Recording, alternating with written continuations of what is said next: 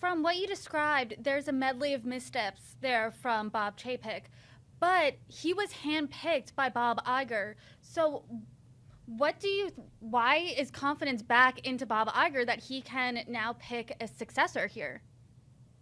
Well, that's certainly a great question. There are plenty of people, including a couple of very activist investor groups or investor organizations, Third Point, Dan Loeb, and Tryon, they have their own opinions about Iger. Particularly, Tryon is not a big fan of Iger.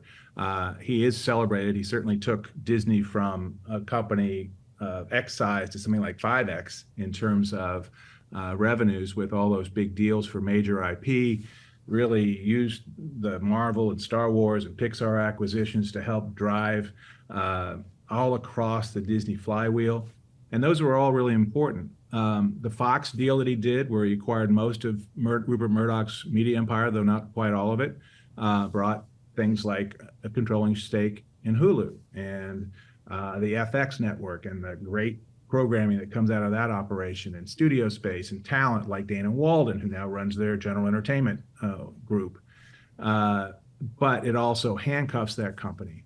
I think that there are reasons to be skeptical of Iger doing any better this time than last time, though perhaps because it was the one area of his legacy that he botched, he'll do better. That at 71, he will have some wisdom he didn't have at 68. I don't know that that's a well-placed bet, but maybe people will be paying more attention this time. Hopefully this board will. Those activist investor groups want that board to get changed up too. They don't think that it has enough people who have an entertainment background, who are clued into what Disney is. It's a very large, very complex organism. And you can't just have people that are diverse, great, but they need to have some really useful hands-on experience in entertainment, because that's what Disney is. So I don't think there's reason to be confident he will do that. He has a lot to take care of, and this one job is going to be the big one, and we'll see how he does. To that point, he has a lot to take care of. For Forbes, you wrote about the issues at Disney that Bob Iger faces. What do you think is the most immediate challenge that he has walking through the door? He needs to. He had a town hall this morning where he told employees that they're going to change their focus from growth in streaming subscribers to a focus on profitability, which is something all of the streaming services, all the media companies with streaming services have had to pivot to, as Wall Street has finally figured out that more subs doesn't actually make for good business by itself. You actually have to have higher revenue per user, ARPU. You have to have longer term engagement. So particularly as everybody starts launching ad-based services or ad-based tiers, Disney's launching one on December 8th. Netflix launched one this month. You need to keep people around as long as possible so you can show them more ads and make more money from them. So how do you program for long-term engagement, reducing churn, et cetera, et cetera? You've got some tough balances to do there. So first of all, I think there's a shift in numbers of subscriber ads over everything. That is really important. But then there's a couple of key things that need to be resolved. One is, what do you do with Hulu? There's a put-call agreement with Comcast to have Disney buy out the remaining 1/3 share of Hulu that Comcast still owns by 2024.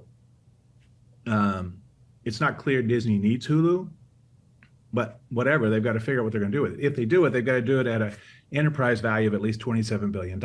Is it smart to have these two streaming services, because they already have Disney Plus, and then Hulu is a competition there? So why have both of them? Well, they're not really in competition, though. I think it's really important to remember that Hulu, they've differentiated. And Disney Plus is very focused on a set of things: kid-friendly content, some major franchises. So all the Pixar content, all the Disney kid stuff, the classic animation, all that stuff, parents can buy that and just sit their kid in front of the TV and everybody's happy, right? Mm-hmm. And so that's a good differentiator. And then you've got the more or less family friendly Marvel, Star Wars stuff, National Geographic's thrown in there.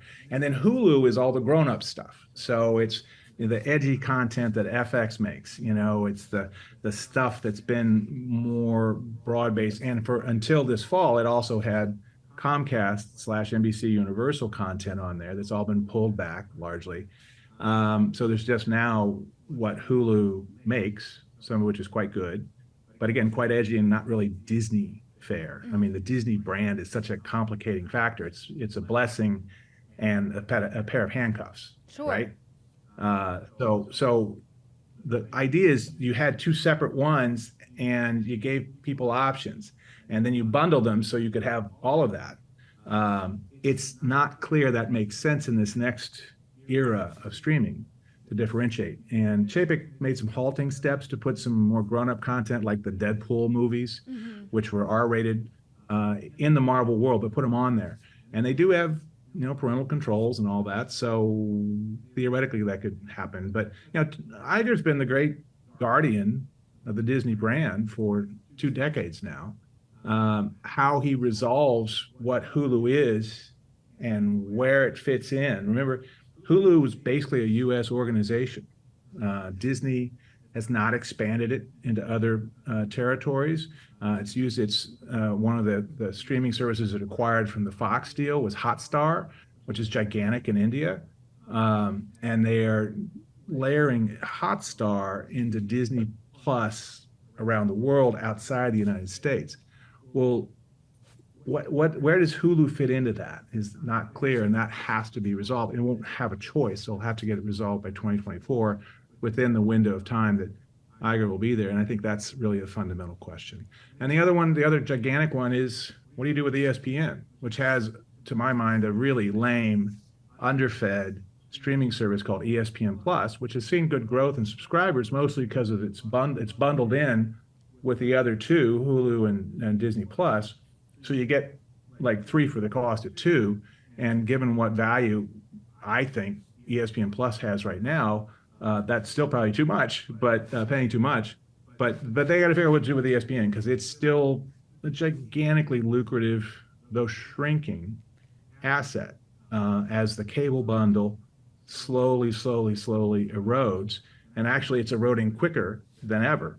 And so what do you do with ESPN? And by extension, what do you do with ESPN Plus? They have made some gigantic sports rights deals over the last few years with the Southeastern Conference in college football, with the NBA and NHL and the NFL. We've got some new NBA rights coming up, I think, by 2024. Both Warner Brothers Discovery and Disney have to consider what they're going to do with those NBA rights because they're going to be expensive. And how do they make money off of those? So the ESPN thing is the other big question. He's got a lot on his plate, that is for certain.